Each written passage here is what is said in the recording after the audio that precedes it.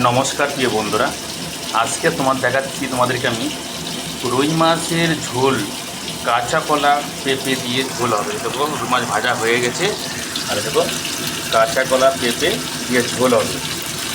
জিরে আর কাঁচা লঙ্কা ভাজা রাখা আছে, এটা মিক্সিতে করা হবে, ব্লেন্ডার করে এই ঝোলে দেওয়া হবে।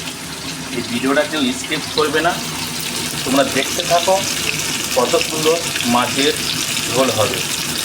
দেখো বন্ধুরা, কাঁচা কলা আর পেঁপেটা আমার ভাজা হয়ে গেছে। এবার পরিমাণ মতন আমি জল দিয়ে দিব। ঠিক আছে, এবার দেখো পরিমাণ মতন আমি জল দিয়ে দিচ্ছি।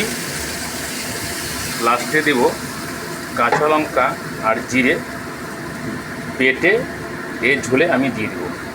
প্রিয় বন্ধুরা, ঝোল কিন্তু গরম হয়ে গেছে, ফুটে গেছে, তার জন্য আমি কিন্তু মাছ দিয়ে দিয়েছি অলরেডি। আর এই ঝোলটা কিন্তু লাল লাল হবে না, এই ঝোল কিন্তু লাল হবে না, এটা কাঁচা কলা পেঁপের ঝোল, এটা মনে রাখবে, লাল হবে না। তো আমরা মানুষ কম, 4 জন মানুষ, তার জন্যে 8 পিস মাছ দিয়ে দিয়েছি আর 8 পিস মাছ ভাজা রেখে দিয়েছি। তা এই ঝোলটা অনেকে ভাবে লাল হলো না কেন, সাদা ভাব কেন, এটা কাঁচা কলা পেঁপের ঝোল, এটা মনে রাখবে প্রিয় বন্ধুরা। তা লাস্ট ফিনিশিংয়ে ভিডিওটা দেখবে কি হচ্ছে, একটু সাথে থাকবে। তা প্রিয় বন্ধুরা, আমার ঝোল কিন্তু রেডি। তা কে কোথায় থেকে দেখছো, কীরকম হলো ঝোলটা, একটু আমাকে কমেন্টে জানাবে। তো ঝোল রেডি, আমি কিন্তু গ্যাস এই অফ করে দিলাম।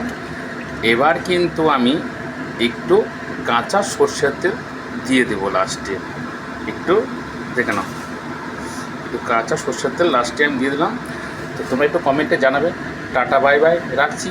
অন্য কোনো ভিডিওতে আবার দেখা হবে প্রিয় বন্ধুরা, নমস্কার।